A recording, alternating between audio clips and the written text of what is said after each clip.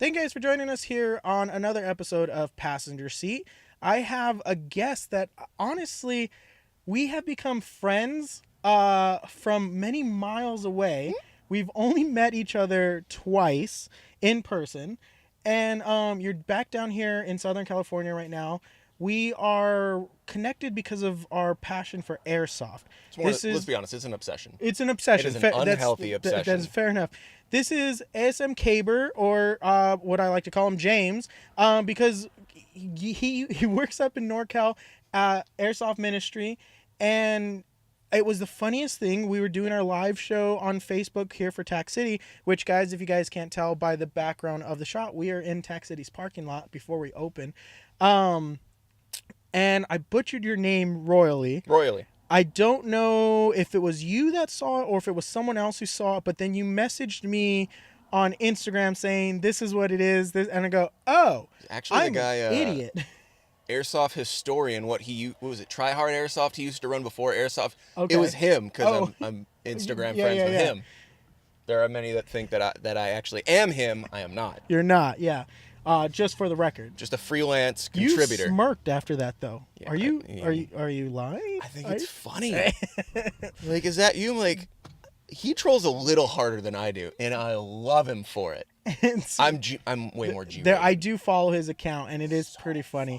But one of the things what we do on this podcast here is we're sitting in my car. We're talking about whatever we want to talk about. There's no agenda. There's no direction. There's nothing. I just love, and I've explained this on some of the past podcasts, I just love talking to people, and ranting. When people are passionate about what they do, you're a I want to high-tech hear ranter. their story. You're a ranter. Fair. That's totally. You just have way more of a technological background than I do. Fair, but this is for me. This is 100% for me. I could give two shits about who watches this. This is for me to just have a great conversation, and when I'm old and dying on my deathbed, I can go back to YouTube if it's still around and go, hey, look at this conversation I had with this guy. Oh, I remember that guy. That guy was whack, man. So how many people watch this one? I have no clue, because we haven't actually uploaded yet the first episode. I'm right now cataloging a lot of stuff, and the first one, I don't know but when we're recording this to when it's going out, it might be within a week is our first episode. The first episode I shot maybe about a month ago, and we butchered it technologically. Like, I had 3 cameras. They can't see the other mounts in here, but I had 3 cameras set up.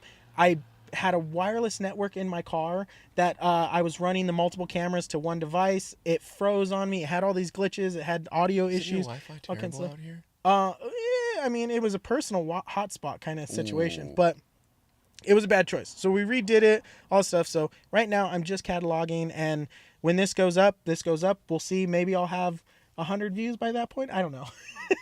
It's again. Look, if I'm on here, I forget who I am talking to.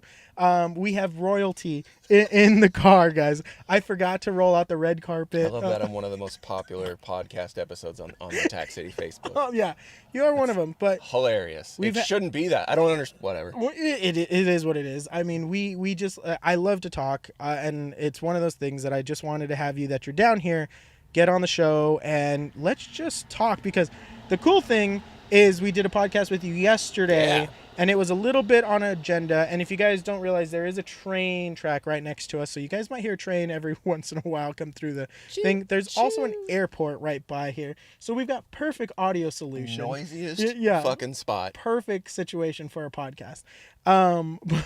But last night when we did the podcast for Tac City Unfiltered, you guys can go check that out on YouTube as well. I found out you're a nerd. Oh, hard. I saw the Lan Parties stuff on your post and things hard like that. Hard in the paint on nerd. But you were talking about D&D and Magic. LARPing.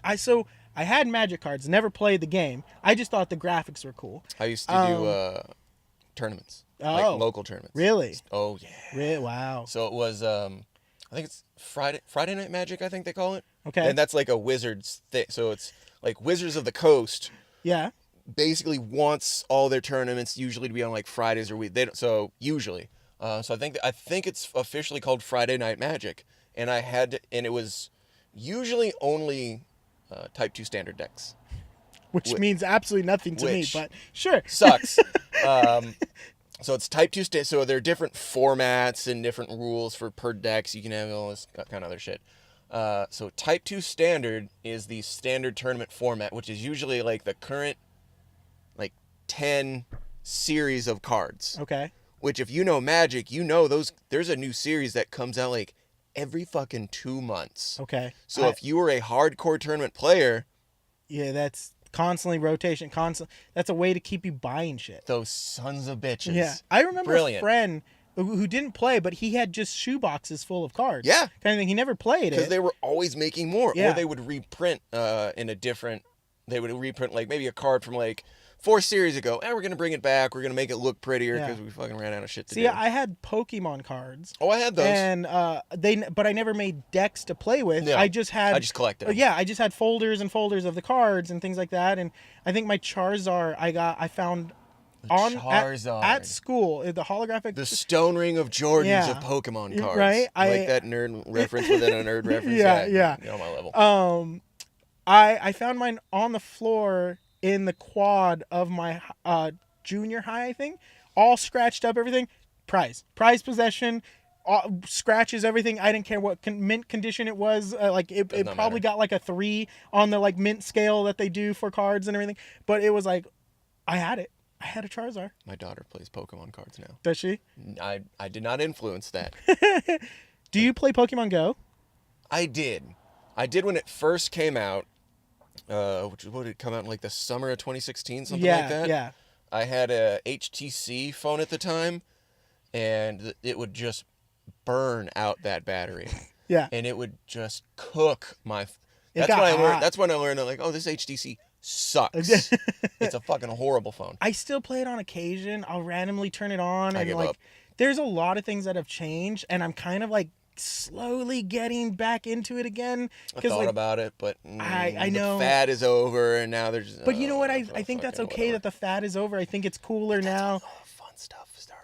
Well, no, the raids now, the battles, the peer-to-peer battle, like all this. Start again. I don't know. Yeah, it's one of those things. That's a whole nother nerd. When it came out, I was fascinated with it because it came out it was almost like a beta. Yeah. Like it was like not really a full style game. There's bugs, all kinds of shit with it.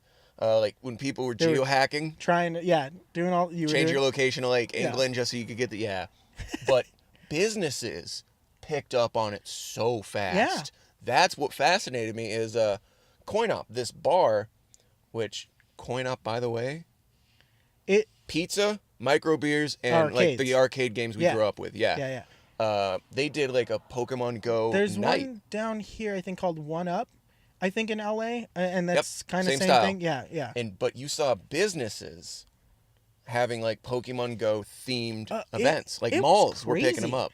Like, I thought it was brilliant. When we go through Long Beach, there was one of the little stores right there in Long Beach because it was a big hub. People were sitting in front of the store with their like lawn chairs, just spinning stops all day. Like and there was hundreds. You knew who was playing Pokemon Go. Like you could tell. And this store would put signs out that, and I'm like, this is genius. This is it's crazy. There was it was called Cornflower Creamery. It had shut down after this and they restarted. They were struggling. But one of the promotions they did was they would put like, I think it was like 3 flavors of ice cream and it was different prices for different factions. I remember seeing that online. Brilliant. I remember seeing that, and I think a pizza place did that too. And we went, like me and the girl I was dating at the time, my buddy and his girlfriend, all of us went to this ice cream place because of Go. Yeah. That was how we saw it. Yeah. So this might end the podcast really quickly, but what team are you? It was red. Valor. Okay, we're good then. We're fine. Okay. All right, I had a Valor shirt. I do too. The girlfriend is Mystic, so I did buy her a shirt, but that's usually how that goes. Right? It was a weird, and I was so girls mad. I don't know if it was maybe just blue attracts naturally more to women than men. I was so mad because it's like we could be benefiting if we were both on the same team. Well, this stifles the marriage. I know, right? And so, but I went as far as getting, because we would walk around at night. I got light up LED USB cables, and I had a USB Pokemon charger ball. It was a ball. I got them for Christmas for everybody who was playing with us, and we'd have them on our on our sides because they had a little carabiner, clip them on, and Incredibly then funny. you wired USB, and we're walking around downtown like 12 o'clock at night playing Pokemon. That was the biggest, like, yeah, the game was fun, and I was, I bought blue version when it came out. Yeah. Like, that's how diehard I was. But I was really getting into, like, even through the ministry and through, like, everything I was doing, I was really starting to get interested in, like, the business aspect, like, specifically the marketing aspect. And just seeing how the business world it revitalized downtown Sacramento and Old Sac. Right. Because there were so many locations. Yep. Naturally, they had been geotagged. And we would go on, like, me and my girlfriend at the time, we would we'd have Pokemon Go dates. Yeah. Yeah. And we would just walk up and down. Yeah. Just walk around Old Sac. I don't know how many times we went down to Long Beach just to play Pokemon Go. And I think I walked like miles more than I would walk if I just was at home. We went to San Francisco. Yeah. Just to play Pokemon Go? Because what could you get in San Francisco? I don't remember at the time. Was it the Dratini's? Yeah. I still don't have a Dragonite in the game. I had several. Oh. Because you got to log back in so you can trade with me and I can get one of yours. Maybe. Yeah. I remember we turned it into a road trip. Yeah. We rented like one of those 13-pack vans, and we filled it up with our friends and our girlfriends. And we had I remember we had plugged into like the cigarette lighter with all the power cords and everything, so everyone, because I had one of those power adapters that has like the regular AC, because I had one from the Army, because I used to plug in the Humvees that way. Yeah. And then I would plug a power strip into it. And we would just monkey fuck the hell out of this thing. And we'd be playing and charging our phones and doing whatever. And we had these awesome. That Go is when I learned about these. Now I just charge it. I use them whenever. Yeah. I mean, we've got one right now running the system. And then last night when we were doing the... And we went to the pier. Yeah. We went to Pier 39 and we walked around from kind of where that boat section is all the way to like the beginning or end of the aquarium in San Fran. And we were just picking them up. So we did it for a day, but we would have never done that. We would have never paid money to Enterprise Rental, bought gas at the Chevron station, the gas station, the long ate where we ate. We would have never given our money to those businesses had it not been for Go. Yeah. So I got a lot of flack from people who didn't understand it because they're like, it's this phenomenon. I don't get it. And I get it. It's change. It's different. Yeah, because people suck. This and they is hate what's fun. awesome about our time and age. And this is where I wanted to get their conversation going. It just happened to go with Pokemon that we went this direction. But we would not know of each other without social media, without Instagram, without the Facebook, without us doing what we do and putting ourselves out there. We would have never made the conversation start. I can get even deeper than that. Go. Get it? Go. It would have... We can go in the religious aspect. Hey? Had it not been for the church itself, I would have never gone to the field to play airsoft. Because remember, the whole reason I exist in the airsoft world is because of church. The airsoft is church. Yeah. Because that field is a church ministry. Yeah. So that's one of those things that even spiritually I'm like, holy shit. Okay, I don't understand this, but I'm just gonna go with it. This is where this is what faith is. Yeah. Oh, this is okay. Yeah, I'm not a religious person at all by any means. I haven't found that in that sense, and I haven't felt the need to find that. But I do appreciate when people have those kind of things that they can go with. I feel like faith is another way of saying, what the fucking what? What? Yeah, to me, like that is those weird moments where it's like, how did this happen? Yeah. Like, and it just kind of did. It just kind of did. It's happenstance that all this happened. And it's one of those things that I appreciate about the internet. I also hate about the internet. Oh, yeah. I am not a fan of social media. I've only adopted it because of my work needs. And if I didn't have the multiple jobs that I've had that has required it, I probably wouldn't have the account. No. If you look at what I post on my Instagram, it's very minimal. It's stuff that actually, it's more of like a marketing tool that I use it for. There's maybe on occasion, like everyone posts their food stuff or their things like that. Yeah. I hardly will do it. I might do it once or twice. Oh, me and Frank totally did it. Yeah. Oh, no, I saw it last night. Like, 100%. Food, picture. Yeah. And then I was like, well, Frank is a whole nother am I a different 15-year-old thing girl? on What am I social doing? media kind of thing. He's Yeah. hilarious. Yeah. I'm like, dude, there's more to life than just this. Like who cares if there's enough likes on this clip? Even if I'd never clicked into the airsoft field, doing my own like kind of shooting thing, I was kind of messing with it, but I wasn't that serious into it. Yeah.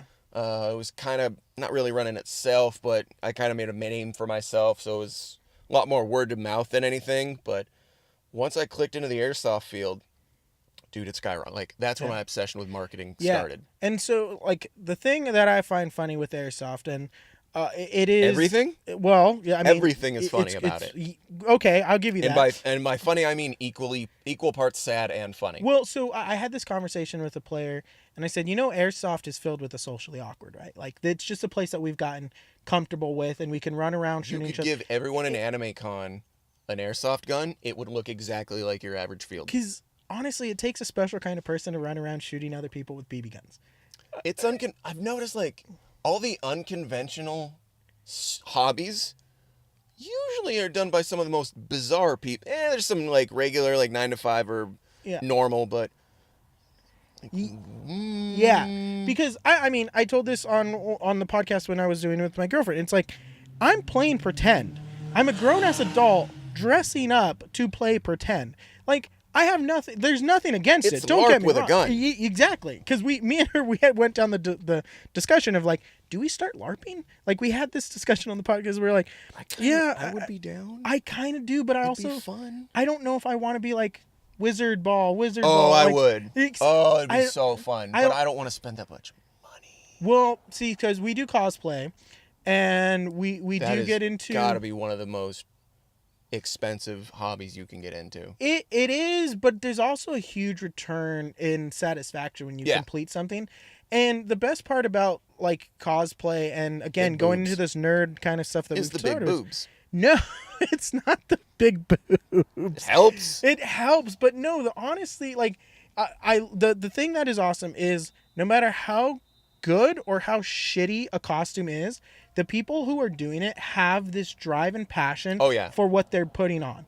And so that's what I love about it, because I can see someone who spent maybe 10 minutes and $20 at the local thrift shop, and they are loving life at the moment that they're dressed up, kind of thing. I love that about that's like a nerd culture benefit. Yeah. Is what I've seen with airsoft and even the cosplayers that I know is it's in some senses it is kind of replacing that notion of the lemonade stand that we grew up with. Like, kids are learning business through it because they're learning social media. Yeah. They're learning about sponsorships. They're learning about, I want to sell this belt. So let me go on Hop Up and post this ad. Like, oh, everyone's asking me 50 questions of the same, like, okay, let me put that in my ad. Some of them fall flat on their face in it, but it's gearing their brains towards that. And I'm like, oh, so that's like I think lemonade stands and baseball cards are kind of how we grew up with that. Yeah. That's kind of how it's like. I remember Pokemon cards. Yeah. Would do this. Like, I called it a shop. So I had a binder of my Pokemon cards, and then like kids would just sort of walk up, be like, hey, do you have this one? Like, yeah, it's 5 cents. Like, okay, here's 5 cents. Like, okay, here's the card. Yeah. Like, that's fucking business. Yeah, no, I get it. I totally get it. And I love that. As being adults now, we have to think in that kind of terms because I don't know if you've seen the post I've put up about the patches I've been making and everything. So hilarious and awesome. Yeah, and it's just one of those things where I go, you know what?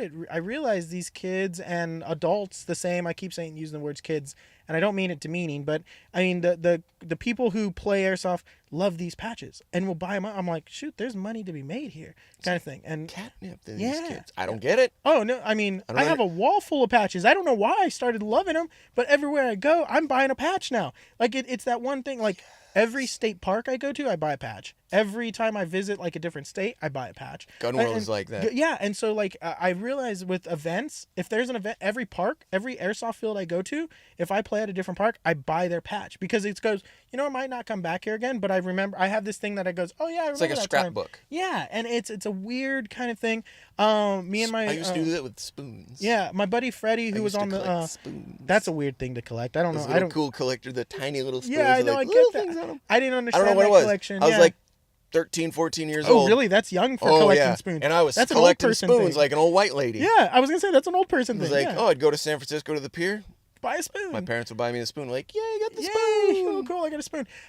Like me and my buddy, Freddie, he was on the podcast earlier episode. We found these ramen patches because we would go eat ramen like every week. So it's like ramen social club kind of thing. And I'm like, these are cool. And like, so we got those. And then it's funny because I find myself like trolling through, or not trolling, but scrolling through like Trolling. yeah, sure. Thanks, I appreciate it. It makes me feel better about myself. Through different pages, just I'm like, I want this patch. I'm like, why am I gonna spend $10 on this patch? This patch means absolutely nothing, but I want it. I'm gonna give you my money. Here you go, kind of thing. And so I really like I'm making these patches because I want the patches. Like the amount of patches that I've made that I've just kept on my wall.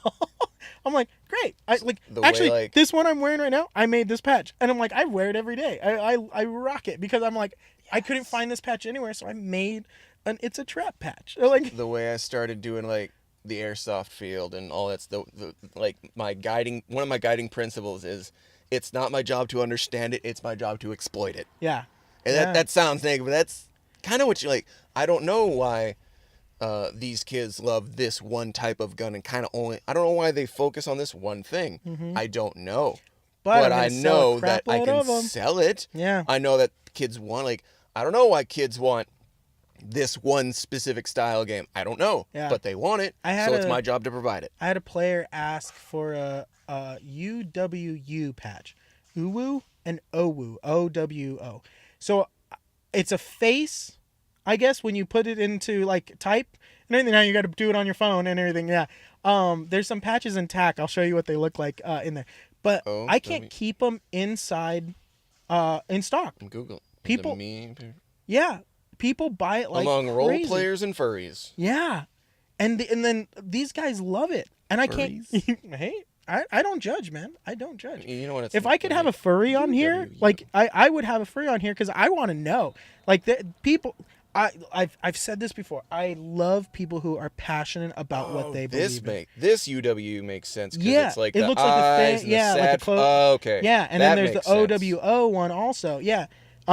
It's hilarious, but I can't keep them in stock. I didn't need that information, but okay. Right? But it's one of those things, yeah, I'm just going to keep making it till people stop buying, and then I'll make something else kind of thing. But it's funny because, like, I've invested in sewing machines, I've invested in 3D printers, I've invested in plotters, cutters, all this stuff. I have a sweatshop in my room. Like, I'm up. Like, last night, we got done here about 8 o'clock. I think I left here about 8:30 after helping a customer downstairs, and then I went home to the girlfriend's, and then from there I didn't get to bed till about 4 o'clock. I was doing all the processing of the video we did yesterday, and so that's my schedule. Like this Sounds week, about this right. whole week has been about maybe 12-hour days here at TAC for 5 days straight. This will be my 6th day. No, this will be my 6th day of an 8-hour shift. But I've been at TAC for the past 9 days working. What's funny is it's not really work at that point. Then it's just an obsession or a passion Maybe. project. And so, like, I was... Like, there's a point where, like, this isn't work. This is a problem. I'm so in love with putting something out there that I've created and people can enjoy. Like, I love that. Because I look and, like, the Speed QB field that we built here...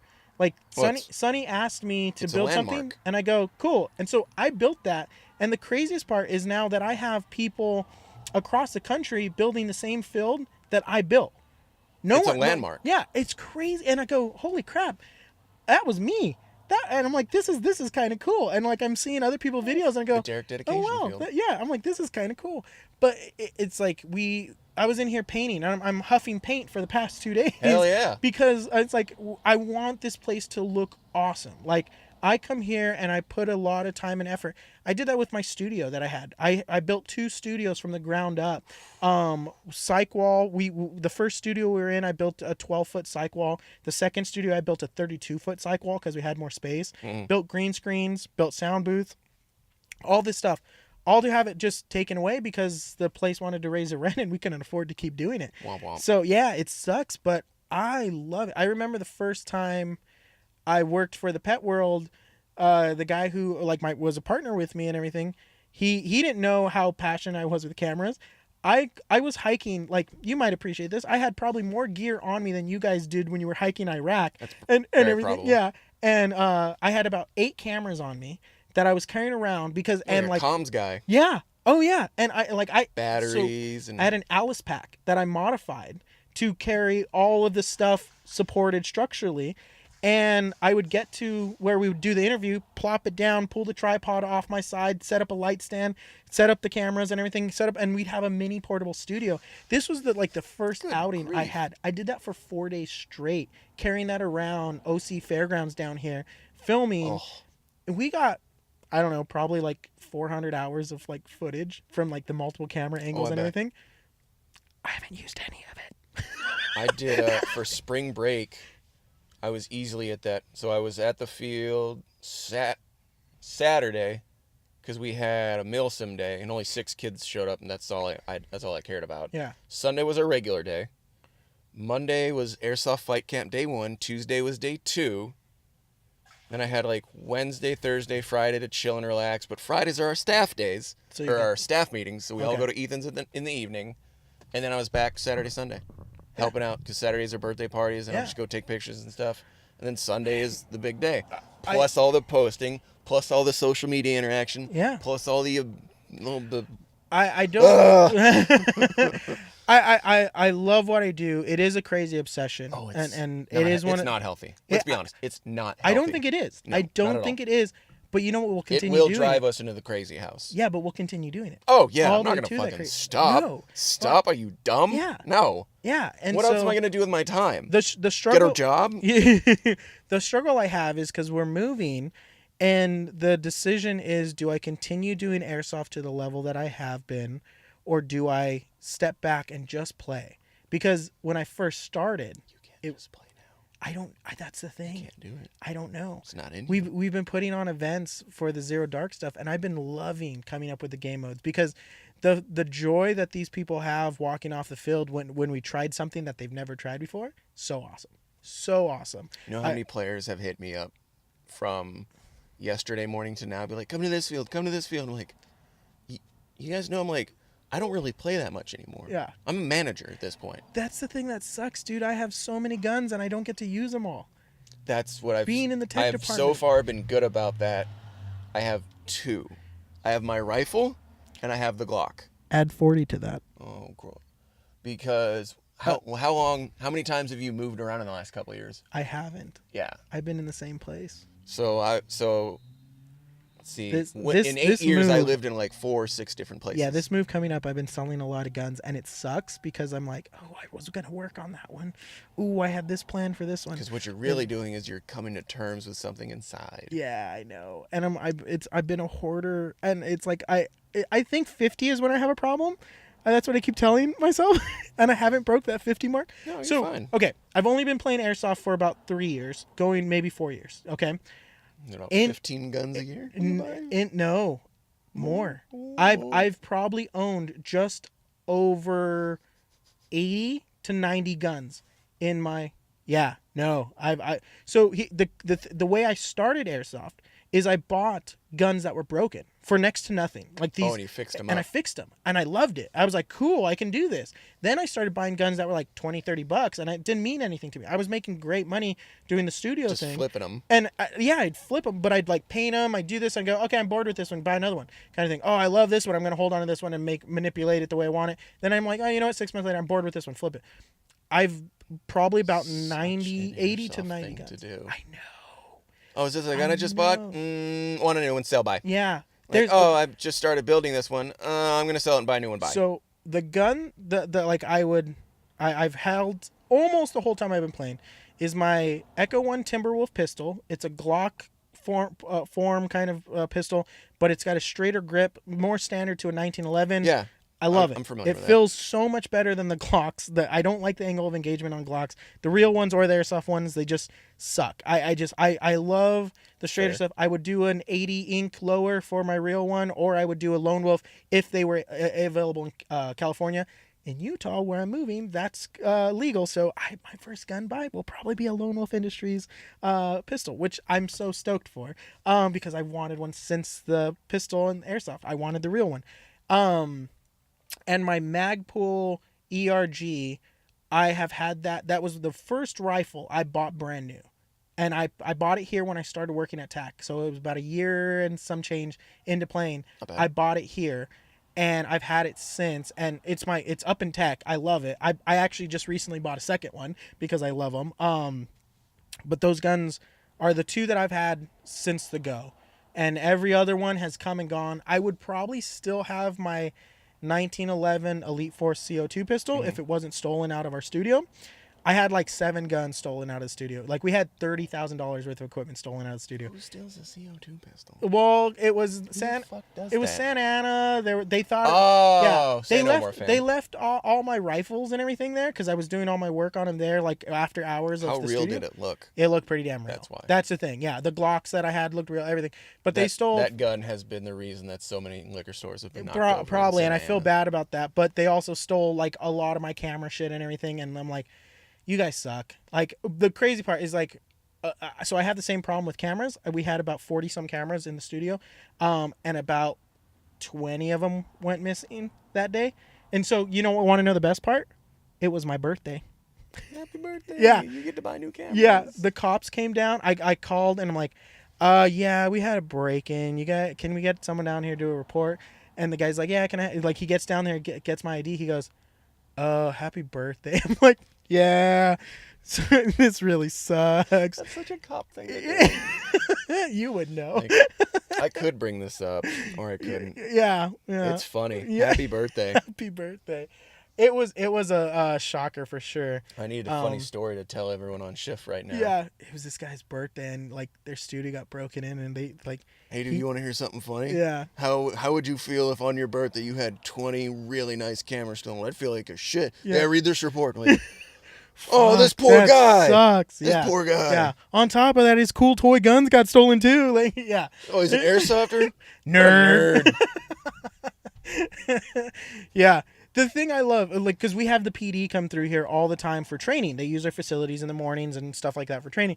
And they walk into our facility, and it's like they've never seen an airsoft gun. They're like, this would get you shot in the real world. I'm like, duh. Like, we know this. You don't have to bring it up. Like, we tell, do you not see the sign? Like, it's the funniest thing. We have the PDs come in with their real rifles out of a gun bag, everything. They just walk right in because they're doing their training with simunition and all that. I really want to go, sir, you got to put your gun in a gun bag? Because if we have a kid walk through the parking lot without it, go back to your car, put it in a gun bag, restart, or you're not coming and playing. I really wanted, I have the balls to do it to a cop, but I'm also, I also don't want to get cuffed and put in the back of a car. I had that happen already. It wasn't that fun kind of thing. It's kind of fun. Yeah. Well, I was 12 when it happened, and it was, so funny. Santa Ana. No, funny story is we had a family friend who knew the police and thought it would be a great idea to toilet paper his house for the party, which we told the officer we were going to toilet paper the house. That is funny. Okay. That is fun. It is. It's also illegal. It's still funny. We told the officer we were going to toilet paper his house. We didn't tell his wife, who was home with 2 brand new newborns. She couldn't get a hold of him, so she called the cops. They came down knowing it was a cop's house in force. About 8, 10 squads. Funnier. Helicopter, everything. We had the spotlight on us. Scared the shit out of us. That's even funnier. Yeah. Threw us in the back of the cars. Everything's scared. And I'm like, nope, I'm not doing this. Nope, we're done. We're so done. What if the cop planned it that way? You just threw a curveball at me that I never thought that could possibly That be. is how you counter troll, sir. Oh, shit. Like, oh, you guys are going to prank? Holy crap. Let me school you on what a prank is. Like, oh, yeah, go ahead, TP my house. That's taxpayer money they just wasted on kids. Yeah, and it's funny. I never thought. It's not a waste if it's funny. Remember that. Do you know what we waste taxpayer money on? Oh, a shitload of me! Yeah. They wasted it on me! Yeah. Well, yeah, okay, sure. Yeah, they did waste it on you. You know what TDY means? Drinking party. Oh, okay. That basically, like, oh, we're going to go TDY. There's a leadership conference in Vegas. Like, oh, really? Really? Drinking party. Okay. We're going to go to this which is real. We're going to go to this leadership conference. We're going to go for 10 minutes and get fucking hammered at the buffet. Yep. And we're going to get paid all every on the day. government's dime. Yeah. Fair enough. We're going to go to this school. Like, where's the school at? Oh, it's at Camp Slow. Oh, you mean in San Luis Obispo? Okay, cool. What time are we done every day? Oh, we're done by 4 p.m. every day. What are you doing the rest of the night? What are we doing on Thursday? Yeah. Farmers market. Yeah. Yeah. It's a funny situation, and yeah, you just threw a curveball at me that I don't. It's very possible. Like, the funny part is that afternoon they had the K9 unit down at the kid's birthday and everything. They were having fun and everything. You don't think a chopper's a little excessive for teepeeing? They don't call out the chopper for most real crimes. I never thought about it that way. That's that whole shit. Is that like one of those Morpheus moments? Like, Yeah. What if I told you that was planned? It's like, holy shit, that might be true. It totally might be true, and the whole thing is all. Oh my god, I got trolled. Mm-hmm. I think I got trolled. Mm-hmm. Yeah. It takes a high-level troll to understand that. So let's talk about you're this. too nice of a person. You're not cynical enough to think of that kind of stuff. You're too nice. I appreciate that. I appear to be that, and I am, but there's also that little piece of me that's like, there. oh, that's what I would do. Yeah, I didn't think about that way. Like, you know what's going to be real funny? Oh, these kids think they're going to prank me. Let me text my buddy who's the chopper pilot. Hey, are you going to be up tonight anyway? Holy shit. Yeah, they want me to fly around in this area and do this. Like, swing by my house for me, would you? Like, why? These kids are going to TP my house. Like, oh, fuck yeah. Hell yeah, yeah. Oh, Jesus. Yeah, I think I got trolled. I think I totally got trolled. On the subject of trolling, though, I know this is right up Put your my alley. crown on. There you go. Crown fits. Your Proceed. claim to not claim to fame. That's a wrong way to put it. Your efforts that you have put you out there. The titles in the world, that I have been given. yes, is because of the way you troll the airsoft world, especially your. Could I say subjects? The peasants. You're the peasants, The peasants. Of Airsoft Ministry. Because for the hell of it, I just started, because I'm a huge Game of Thrones fan.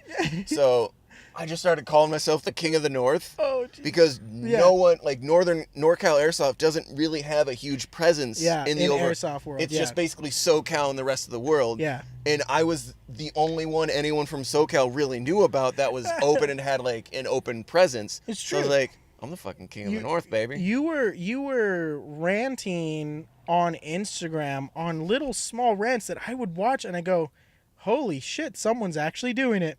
Holy crap. And it's fun, and you grabbed so much attention so quickly because you just told honest truth. You weren't hiding anything. You were just talking honest truth, and it's hilarious because us airsofters weren't used to that. So the way that I kind of look at it is, my buddy Rufus, I give him the title of the Bob Dylan of Airsoft. But in a lot of ways, I'm like, dude, I'm the fucking Bob Dylan of Airsoft. Like, not a lot of people really know about me, but everyone that's important has been influenced by me.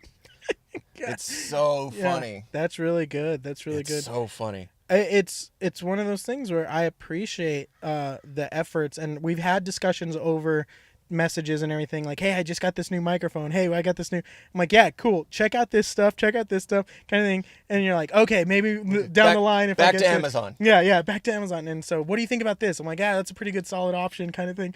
It's hilarious. And now I'm looking at it like, oh, that's how that works. Yeah, and then, Okay. yeah. Oh, and it's hooked up to. Oh yeah, and we're good. And then you mix everything. Kind of mic, see what kind of stand is this? Yeah, and it works. It looks like we're legit, right? I mean, I didn't spend a lot of money. I mean, it just looks legit. The big factor for production is audio and lights. The cameras could give two shits. Cameras are gonna always change and everything. But if you have lighting, you have audio, that's where it's gonna win you over, kind of thing. And you've done that. You've gotten yourself a nice audio. Your production value sucks. It can be better. We can talk about that. Which is the best part about it. Yes, but it can be better. It can be like there's a direction. If you're trying to go trailer trash, you've hit it, but you can make it even better trailer trash. My buddy, our hot dog guy at the field, who is also like does a lot of set production stuff. He's like, dude, let me buy this filter for like, no, that's part of the charm is how shitty the production quality is. Like, shit production, high internal content. Like that to me is hilarious. But I like want the greatest $3 cheeseburger you're ever gonna have. I want it to be the greatest. We'll get it. Like there. I didn't know that these little like the only lighting kits I saw were like the big photographer umbrellas. Oh no, these little guys are awesome. They're so cheap. They fit in my bag. They run off of 2 different battery styles. Trying to look at them and not be blind. Yeah. Like, we'll talk about it after, kind of thing. These guys watching probably get like all these nerds talking about gear and everything. We're talking about lights. Yeah, let's a bunch of dorks. Yeah, they were talking about airsoft. Go back to airsoft, kind of thing. Talk about how you make kids feel stupid. Yeah, shoot them in the face with a BB gun. Yeah, for the Lord. But it is one of those things that I love when I can share that knowledge, because you talked about doing security for Best Buy. I used to be a Geek Squad guy at Best Buy, kind of thing. And so you poor man. No, it was great. I loved it. Why did they make you wear those badges? I didn't have a badge because I didn't have to go out in thing. I think it was like an identification thing. I was never in the bug. I was one on location. I felt so bad for those Geek Squad guys. I wanted to geek it up even more. I bought a pocket protector and I put it in there and everything. They said I couldn't wear it. They said it's against uniform. It's not in the uniform guidelines. And I go, what? So what? I'm like, yeah. They're like, so if it's not in there, because it was too geeky. Like they didn't want it. They wanted to show quality, not geek. I'm like, oh, you guys are dumb. It's called it is a squad of geeks. Yeah, you fucks. You know the best part? Why they had clip-on ties? So you wouldn't get choked? Yeah. They had an incident when they first started off with regular ties. And someone grabbed a hold of it and yanked that guy down on the counter. All ties and uniforms are clip-on? I did not know that. That's a thing I didn't know about military. Even in law enforcement, fire, they're all security. They're all clip-on ties for that reason. Oh, look at that. Very rarely. It's a smart reason, 100% smart reason. Or if it's not, so there's 2 types of the clip-ons. There's the buckle style here, but then there's the ones that also wrap around and have the Velcro in the back. Oh, okay. So if you were fancy, that's what you got. You get the Velcro one? You can tell those clip-on ties if it's off center by like 3 degrees. What are you doing? Yeah. But if you get the ones with a little buckle in the back, it doesn't look as trashy. Okay, fair enough. Yeah. And it can still rip off. I laughed at that when I realized. I'm like, oh, okay. I guess this is a problem that you had to deal with. Yeah, it made total sense. The amount of crazy people we dealt with in Geek Squad. It was one of those things. I don't know. What Best Buy was it? Costa Mesa here in. Oh, that can't be that bad. It wasn't too bad, but we did get crazy. Like we did, like. I had to work one in Stockton. Yeah, no, that's a different crazy. I get that, but I mean, we got crazy. The thing that we would love is we had the codes that we'd go, and I don't know if this has to be out there somewhere, but an ID10T. Like we'd call. Oh yeah, the idiot. Yeah, and so it's got to be out there. The idiot I'm not giving away. Yeah, and so we'd basically be like, oh hey, so and so, we got an ID10T at the window. Do you mind coming and helping everything? The person had no clue, and I look back and go, man, that was pretty childish, but it was hilarious. We shouldn't put that out over the microphone, but at the same time, it's pretty funny. Yeah. Stockton. It was like when you get the calculator that said boobless and everything. When you flipped it over, it was that little hidden knowledge. You're like, yeah. That was a fun job because I met a lot of cool people. Yeah. That was I ended up sleeping with one of the employees. Yeah, somebody I met at Best Buy actually was the person that got me on a reality TV show in Montenegro. And so I actually filmed, and it's like I got out of college, and 2 weeks after college, I was on a flight to Montenegro to film a reality soccer show because he couldn't go. He knew I did all this camera work, and he goes, hey, you got a camera, right? I'm like, yeah. Hey, do you want to go? Sure. What does it need? And like, do you have a passport? No. I had to spend like $175 at the time to rush my passport to go. Oh yeah. And everything. And otherwise, it's like 6 weeks. Like, or some shit, so I rushed it, got it. I was like, cool. I'm in Montenegro, full paid expense, everything. Craziest time of my life dealing with soccer players. Best Buy was a fun, even if you were contracted. Everyone was real nice and fun, and I should have ended up basically dating that employee. There's plenty of stereotypes that come from it, and like you had the Buy More in Chuck. That I think they hit it right on with a lot of the stuff that came out of that show. That's where I got into my first uniform fight. Oh really? Yeah, I was at Best Buy. First fight, never got into a fight as a cop. Got into it as a guard at Best Buy. It was this kid walks in, real skinny white, some kind of heroin addict, sits down at Best Buy Mobile. It was just the nicest people worked there. And he's talking about like President Obama had sent him, and he had just came out of the back seat of a pickup truck in the Salt Sea. And they were like... Okay, so crazy person. Oh, he wasn't on one. He was on 2. Oh, jeez. And so they just sort of rating like, hey, James... we kind need of head over here when you have a chance, please. Yeah. Like, okay, just batshit, but real quiet, not violent. Yeah, Like, yeah. okay, well, thanks for coming in. Just Yeah. like not really kicking him up, like, hey, bud, thanks for Yeah, coming in today. cool, Let us know yeah. if we can help you more. Like, Yeah. okay. Yeah. And then he walks out and he just sits outside the door and just fucking creeps people. Like, all right. Gotta do something. So because he's outside the store, now I have to call mall security. Yeah. So I'm like, I'll go help them out because they don't have a gun and I do. Yeah. And so he ends up. Yeah, our Best Buy didn't have an arm card. Yeah, no, that's because we were subcontracted. Yeah, we weren't that crazy. Now Yeah. that I think about it, we're not that bad. Yeah, that tells you where I was. Yeah. So he kicks the mall security guy. He tries to kick him in the balls, and then he takes off. And so we're like, fuck this guy. So we kind of chase after him, which was not the right thing to do as a guard. For like 5 seconds or whatever, he's starting to walk away. He starts walking back to us. I'm like, okay, there's 3 of us. He's walking back to us. He's going to fight. Yep. As a skinny kid trying to fight 3 big dudes, this kid's got meth energy. So I was like, in my head, I'm like, you know what? I could totally get away with pepper spray right now. Let me pull this out. And so he was too far. He was too far from me. He was like 10 feet away. I was like, but I can get him to move. So I spray him to the right. It would have been my right to his left. He moves to the right, and then my buddy catches him on the flank. We just take him down. He's fighting and screaming. We just fucking pinned him down. It was great. It was so much fun. It was such a team building effort. And what was funny is because those guys get in fights every day, so they just knew exactly what to do. Yeah. Like, all right, you secure the top, I secure the bottom, pin his legs. Fucking jeez, another fight. Here we go. 10 minutes into my lunch break, and I got to fight. Damn it, guys! I just want to eat Couldn't lunch. you just wait a little bit longer? Let this food funny. digest properly. Yeah. That's so much. I was like, in my mind, I'm like, I'm gonna fuck this dude up. You just kicked my friend you just tried to kick my buddy in the balls. I'm taking you out, man. Look, I love you. I'm sure you're a very nice person. See, that is one thing I fuck you up within the context of the law. I can't relate with you on. I have never been in a fight whatsoever. I don't recommend it. You don't recommend it? No. Yeah. I'm not trying to. You feel bad afterwards. Yeah. Like, I got aggressive. Yeah. Oh, I had to fight someone. What am I, a caveman in some ways? But at the same time, this is coming from a guy that loves sports jiu-jitsu. Yeah.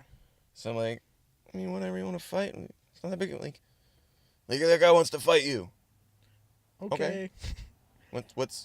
Why is there so much buildup surrounding like, hey, that guy wants to fight you? Like, see, like okay, so let's fight. I always take the initiative. Like, if I were to ever get in a fight, I'm just pulling my pants down. Yeah. Throw him completely off, and like, what the fuck? This guy's Just crazy.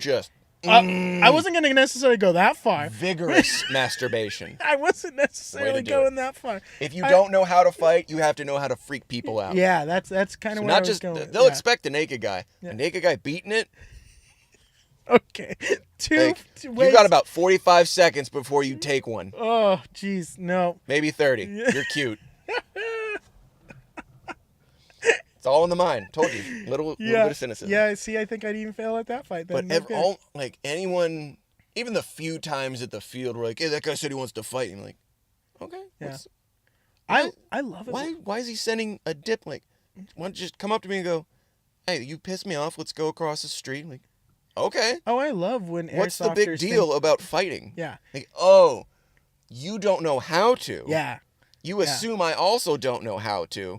So you're using this just to like show your teeth and show me how big you think your dick is. Yeah. Oh, you don't know I'm going to fuck you up. Like, let me make this very clear. I'm a very nice man. I will fuck your shit up if you act a fool in front of my kids. Yeah. I will fuck you up. Yeah, I laugh because we've never had a full like fight. No, you just have bro shove push fights. Yeah, we don't even necessarily have push fights. We have people like puffing their chests, and it's like, and I'm like, what are you guys doing? Because so like the little chicken shit kids will run out of the fire escape thinking it's like, oh, look at me, they didn't catch me. Yeah, I think that's hilarious. You guys are so dumb. Like you guys look like little cowards when you do that. Like real men stand up for what they do, kind of thing. And even then, like calling yourself a man by dumping a little kid who had nothing coming to him, that's pathetic. No, I wish Sonny would do. I know it's probably not a good idea from a business. That VR space you have, put mats on the floor and mat the walls. You got a problem? Just go upstairs. Go upstairs. That'd be interesting. No, the best. It'd be the best idea. The funniest thing we have, and I love it. I love it to death when it happens. Is you have these little kids who will break a rule or something. They will get banned, or guess what? They get pulled up into the office, and they go, "We're calling your mom. We're calling your dad." And then the tears start rolling. That's the best. That's the best. It is amazing when that happens, because I'm like, oh, you thought you were tough. Oh, we're getting mom and dad involved, and oh wait, the tears start coming. You thought you were invincible? Oh yeah. Oh no. How about that? Yeah, it's hilarious. Like, oh, you're acting. Okay, where are your parents at? Oh, they're here. Yeah. Oh. When the cops roll up, good. that's even better. Good. Oh, they panic. They just panic. It's hilarious. Like, you guys are so dumb. Like, we've had some where the cops went to their house. I'm like, oh, why didn't we have a camera for this? Could I get in the back seat? Let me get in the back seat. Let me take a camera, get in the back seat. I just want to see what their face looks like when you knock on the door, go, hey. That's the nice thing about working with agencies. Yeah. They pull shit for us kind of thing. Hey, what school do you go to? Oh, you go to this school? Yeah. Hey, bro, do you still work for this school district, PD? Yeah. Yeah, what's up? I need you to do me a solid. You need to do me a solid. Like, what's up? Like, you know this kid? Like, yeah, he's kind of a shit. What's up? Go up to him and tell him to never act like that at the field again. Like, oh, okay. Shit, yeah. And you're like, I'm sorry. It's so funny. It's the best. But I laugh because we're getting into, and we had this discussion a little bit last night. I think Southern California Airsoft is very toxic. I don't think you guys have it. It's a different world. Yeah, and you expressed different. that, I think, on some of your videos. Oh, It's yeah. two different types of airsoft, and across a country, I think it's two different types of airsoft that's out there. Southern California is so competitive and so ego driven. I think it's like that because that's how they see it here. Yeah, That's my theory. SoCal is the mecca of airsoft. I think you're 100% right. I am not one I could give two shits about how I'm perceived on the airsoft field. I just want to play airsoft. I want to play pretend. I want to escape my reality. I want to run around shooting people. It's a video game. That's it. It's a real life video game. Some of these players, because they've grown up with participation trophies, and they think they're entitled to something, and when they don't get their way on Instagram or on social media, they basically just get all hissy-pissy and then do dumb things kind of stuff. There are two types of gamers in the world. There are those that think that spamming the E-Honda arm is cheating, and those that do the technique. I don't get the reference. I don't get the reference at all. So you can either think that, HPA, like semi-auto and full, you can either have these prejudices, or you can just fucking play the game the way you're allowed to play it. Yeah. Like, I have an ethical problem with you with a rule set. Like, okay, well, first of all, you need to learn to separate your ethics and moralities from a rule set. You can't. It's in the rules. Yeah. Like, I don't like it though. Like, so like, I've read that. This is what drives me up the wall. I talked to a guy about this, and he said that they just worded it poorly. Headshots are, anytime people say headshots are just, anything is discouraged. Mm-hmm. What the fuck? No. You can't say that headshots are discouraged in your rules. Yeah. Because what you're saying is I can do them, but we can't hang out afterwards because you won't like me. Yeah. Like, you understand? Like, so I know at our field we've had problems with players intentionally headhunting people. Yeah. And we definitely put a stop to that. Yeah. Kind of thing. There's headshots are one thing. Coming up from behind somebody and putting the gun point blank in the back of the head. That's different. That's different kind of thing. And we've had our incidents with our players, and they've been talked to, or they've been said, bye, go somewhere else kind of thing, because you're not allowed here anymore. Kind of thing, because it's a city situation. And I don't understand the mentality of some of these players that want to go out there to abuse other players kind of thing. I get it. We're playing with a gun that can sting, can hurt, but to intentionally abuse somebody, that's psychotic.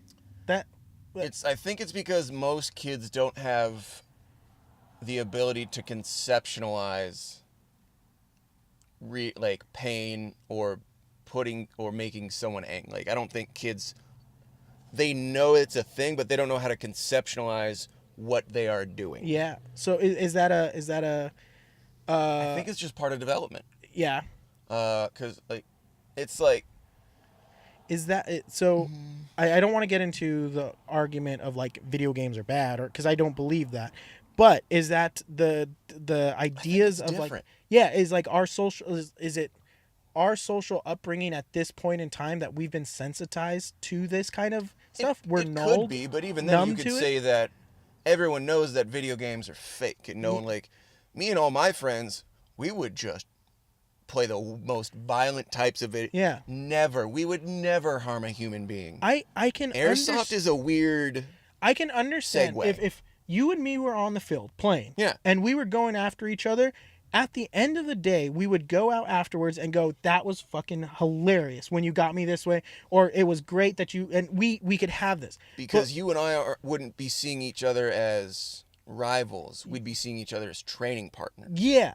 And we could Very get different, but very yeah. But so because what it is, and then we get these random players that will just come out on the field. They think I love the term rentals, because it's like, what do you think, you're superior because you bought a gun? Like it's like, What are you doing? yeah. I'm like, you realize our rental guns are better than some of the guns you're buying, like, right? I think it's just a way. I think it has to do with human development. Yeah. With introspection, with coming to terms with egos, with how do you deal with loss, how do you deal with understanding that you're not the best, like how do you deal with that? I know I'm not the best. I never claimed to be the No, best. I suck a lot. I do stupid things. I laugh my ass off I've when had I little do kids just come up and be like, hey, I got you. Like, So- fuck yeah, you did. I had this gun that it's 3D printed, and it uses a shotgun shell that shoots 3 BBs, and you just pull the trigger and it shoots. It's hilarious. It's called a Humiliator. It's on Thingiverse. You know what? I'll try to print you one and send one so you can meme these kids and everything. I'll do it. I got 1 kill with it whatsoever. I laughed my ass so hard. The other team walked in the house and goes surrender. I'm like, you can have it, man. This my day is done. I had the best time. I got one and done. I'm good. This is hilarious because I didn't believe it was gonna work. It worked. I think it's also a lot of those kids don't. I'm noticing maybe it's just minor. There's a decline in actual athletic participation. Yeah. And not necessarily just baseball. Like, I'm talking about like the 2 hard sports you grew up with as a kid. Football, baseball. Football and wrestling. Really? Okay. Because because you're saying like aggressiveness. Aggressiveness, Okay, yeah. That makes sense. That makes sense. So- my aggressiveness was in soccer. soccer apparently is soccer's one of those subtle ones. Or my favorite part about that is water doing things polo. Yeah, water polo is once they go under the water, Oh, it's like I've bottle heard- caps on thumbs. Yeah. Yeah. Oh, geez, that's. But a no, lot of couldn't do that one. kids aren't doing those kinds of sports Yeah. anymore. The influx of esports is way more popular, things like that. Or they pussified it. Or they pussified it. Yeah. But like, I've never had a real problem with a wrestler Yeah. or a kid on like a couple of them maybe just because they want to be cheeky little shits. But for the most part, I can go up to them and approach them Yeah.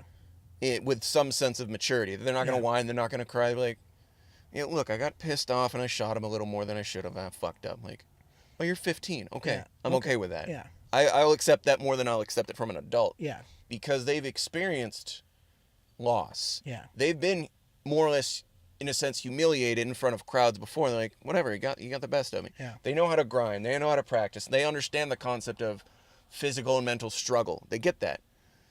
Some sports you don't necessarily have that because there's not that level of, especially with wrestling, you're in someone's face. Yeah. Yeah.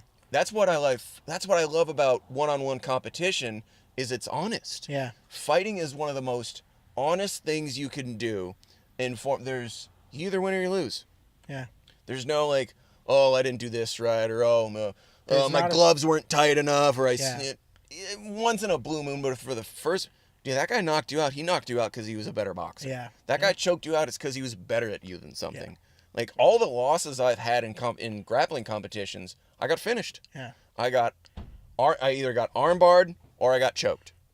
It's like, fuck, good on you. I think my biggest accomplishments have come from my failures. Yeah. Yeah, and so I don't know if this generation that's coming up knows how to fail, or been taught to fail. Like, cause They haven't. I will fail every day. Like, there's things that like, and I learn from those, and I will grow from those, dude. So like Yeah. when I graduated from college, not a lot of people know this, and so Did but you graduated college? that no, they know I graduated college. I Bet you went to college? huh? I accelerated program and everything, but the final class you have to do a presentation, and Love presentations. it was like all your work for the past 3 years that you Oh, were there, yeah. all this stuff, go through the motions. I had a realization that my life is starting, and it hit me right when we did the presentation. I failed. I was like, they're like, what the fuck happened, Derek? Like, all the instructors who knew me, knew how I am, knew everything, they go, that wasn't you. What the? And I go, I don't know. And it was this crazy realization that, oh my God, once I do this, I'm done. You're done. And I'm going out into the real world, and I have responsibility. I have all this stuff that's starting to, it hit like boom, quick. And so like, they're like, you get another shot at this, but you need to really like, and so You're done. yeah, Fucked up. I fucked up bad. I was like, oh shit. Cause then I had a scholarship. If I didn't pass the class, I had to then pay the $90,000 for my school, because that scholarship had stipulations of finishing at a certain time. And so that hit me like, oh fuck now. And so I had a week to basically and then I came back, and I'm like, you know what? This was dumb of me. Like, I can do this. I can, and I'm doing that like, in class right now. Yeah. And it's one of those things. I got a project I haven't even started. I should have started from the first day of the semester. Well, It's one of those things. So I went back in, redid my thing, reworked what I was came out, and then I walked out of that room passing. I walked out doing the next things that we had to do for the school, like knowing, shit, I got this. I can do this. There's like, I've done this for the past 3 years. I can continue to do this. Mm-hmm. It was a small little hiccup, but that failure, that big thing going, nope, you got to learn from this, Derek. You got to move forward, kind of thing. But it was a realization, and that's one of the biggest failures I think I've had. Because kids aren't allowed to fail. Yeah. Which is not good. I Yeah. hope my daughter fails. Yeah. So she could be better. Yeah. Like, Well, see, like, the way I am now is because of a slew of fucking Wikipedia of failures. yeah. So like, I give it to my dad a lot of credit, because he was born with 4 fingers. And it was a weird kind. Yeah, no, it's he's got like a lobster hand, and Oh, they just didn't develop at birth. yeah, Oh, and so okay. he had surgeries, all this stuff. Yeah, that's common. The best part is we Not were common, but yeah. So he works for Sunny Delight Beverage Company. We were at a company picnic. You worked for Sunny Delight? Yeah, and they used to. Great childhood. No, it was awful. Sunny Delight's gross, because we got so much of it. It 'cause was you got so much of it. But the story that goes is because we were at a company picnic, and at one point they had the Hawaiian Punch as one of their mascots. Yeah. 4 fingers on their mascot. The guy works for my dad. Like, knows. He goes, "Hi, 4."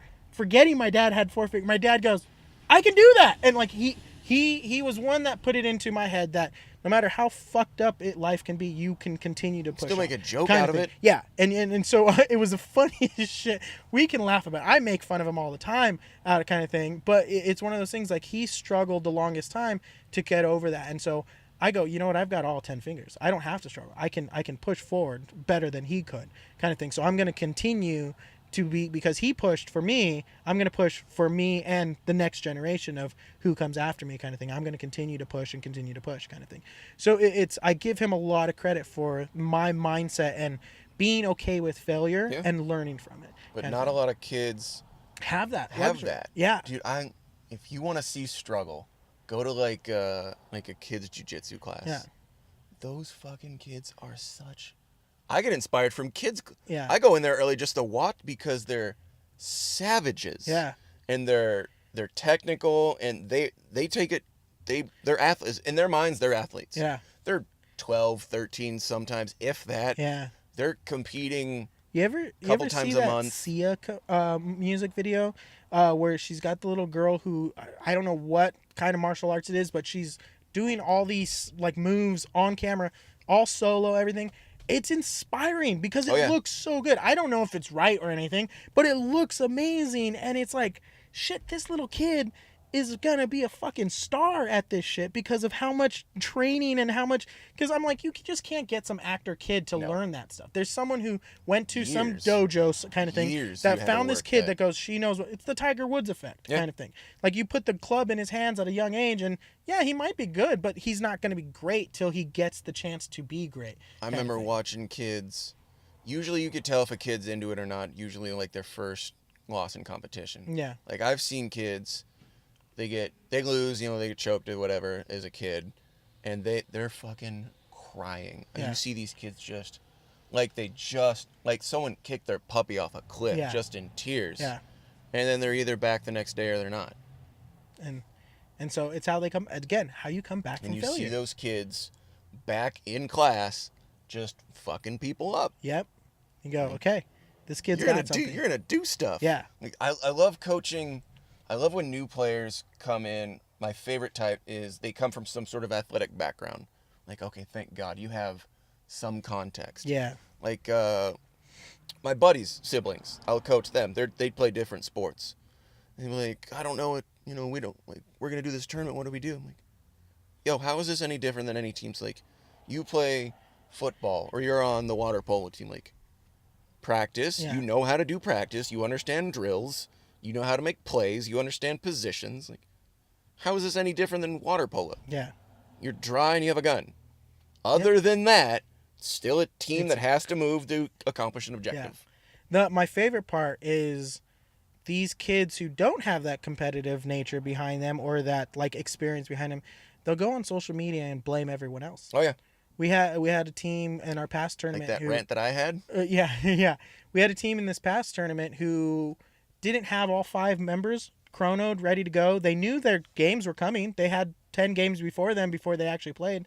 They showed up late. And then they wanted to blame the organization because they only had 4 players able to play at the moment that the game started.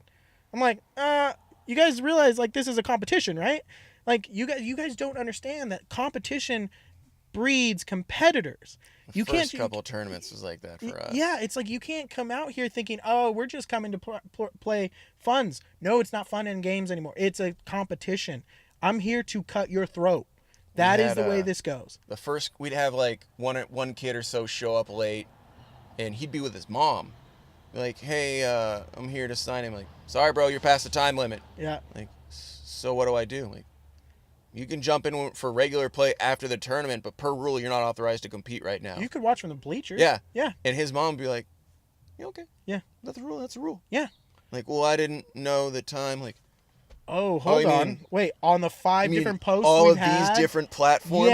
Yeah. Plus all the briefings, I mean? Yeah. Let me just curl into a little ball and go away. Like, yeah, you can go over there now. Bye.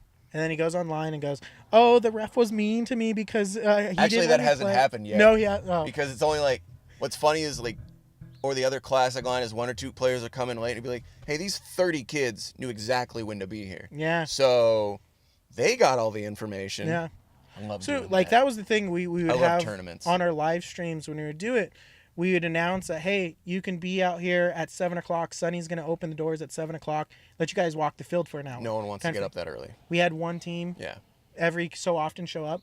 And then the other teams would come in at like 9:00 when everyone else is coming. They go, we want to walk the field. No, you can't. We were here at 7 so you can walk the field. We gave you 2 hours before field walking is over. And then they try to sneak out to see like, oh, and they're like, get off the field. They're like, well, let me get on the field. No, you don't understand. Like, there's this team. Why do you get to walk the field at your time when this other team showed up at 7:00 doing their due diligence to get the competition? They've got a competition mindset. They've got that competitor mindset.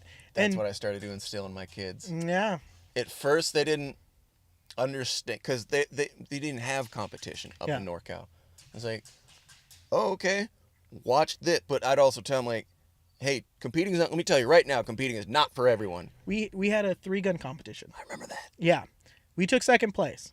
But I've never done a 3-gun competition. They're fun. They're awesome. I loved it. But I walked that staging for the 10 minutes they allowed us. Yep. Every minute I could. I even took my phone and went, okay, here's this shot. And I was and you're timing your doing my shot reloads. kind of thing and doing this. And then I saw people who walked it, did this, walked off. And then the best part is that player thought he got all the targets. He goes, I'm shot all the targets. No, you didn't go in the house and shoot the target in the house. You have to go around the course. No, you're down 4. Way to go. And it's like, great. You did great because you thought, oh, I have this in the bag. What, you ended 6th. Have you gone to a real steel tournament yet? No, I don't have the right equipment necessarily for that quite yet. I haven't gotten to that point. Fair. And so I want to, but just start with a pistol. Yeah, that's where I'm probably going to. I think when I actually get to Utah, I'll be able to buy the pistols that I want, and I'll be able to get comfortable with the pistol and be happy with where I go from there. I can actually have a passion to get into it. Right now, I've been shooting real guns since I was 5. I love it, but I just shoot paper. I get bored. You're just a rec shooter. Yeah, it's exactly. fine. And it's fun. I have about 15, 16 guns in my arsenal that I love to go shoot when I can, but I come here more. This is a lot more fun and a lot cheaper to run through and everything. The only time I shoot real steel now usually is business. Yeah. If I'm teaching on the range, Yep. I'm shooting, or it's once or twice a year I'm able to get out to where we go shoot. I only shoot maybe once a month. Yeah. That's if I'm teaching, or like if I have a client, like a one-on-one during a week on like an afternoon, like I'll probably, because I'm paying the range fee anyway. Yeah. I'll shoot. Or dates. Yeah. Hey, there you go. Like, hey, you ever shot a gun before? No, I've never. Yes, I get so many fucking points out of this date. I was sure I'm a man. Look at what I can do. I mean, yeah, no, I get it. I mean, yeah. There's plenty of girls that are be like, no, I'm not into that. Be like, oh, we're gonna go to a gun range. Yeah. And we're gonna see where it goes from there. My girlfriend, I'm scared because she knows how to shoot better than me, and so I go, fuck. I'm glad you don't own any of the guns. I have control of all the guns. Because if I piss you off, oh shit. It's interesting to see how much chicks dig aggression. Yeah. Like, not a lot, but just like that little bit of that basic primal. Yeah. I have the power. Like, hey, if this happens, you're fine. Yeah. I remember I was dating a girl. I'd ride and die with her. Like, that's the thing. Like here's the gun. Girl. I'm driving. You shoot out the window. Kill those bad guys. I can't remember if I was dating her or if I was just sleeping with her. Because that all sort of blended together. So I was living in this apartment in Stockton, and I thought I heard someone like kicking around in the backyard, because my apartment had a backyard on the first floor. Uh-huh. And I thought I heard him like scratching around the door. This was not the greatest area in Stockton. Yeah. Because it's Stockton. So I grabbed my rifle, and I don't have a scrap of clothes. I'm butt-ass naked. But I grabbed my rifle, and I just start making my way, and I clear out all the way, and then nothing happened. I went back into bed. And, I think it was that next morning, I got a text from her and said, I didn't really want to say anything at the time, but you naked with that rifle clearing your apartment was the hottest thing I'd ever seen. Like, it was like, what? Weird turn on, but I kind of like it. Yeah. I mean, what are you doing tonight, I guess? Yeah. But just like that aggression, that like command presence, that basic control. I think it goes back to that, like, oh, he's a protector. Yeah. It's one of those things that... Not like in that dickish bro, affliction shirt and beat-ups, Bud Light kind of way. You're like, no, if shit hits the fan, control. He's going to control and protect. Yeah. And I can completely agree with you in that sense, kind of thing. I've dated girls. Confidence goes a long way. I've dated girls. I've slept with girls. I've talked to girls and whatever. And they'd be like, I'm not really into that. And then I'll kind of like mess around. I'll be at the range, or they'll see a picture of me, or like a video of me like grappling or fighting or something like that. I'm like, you know what?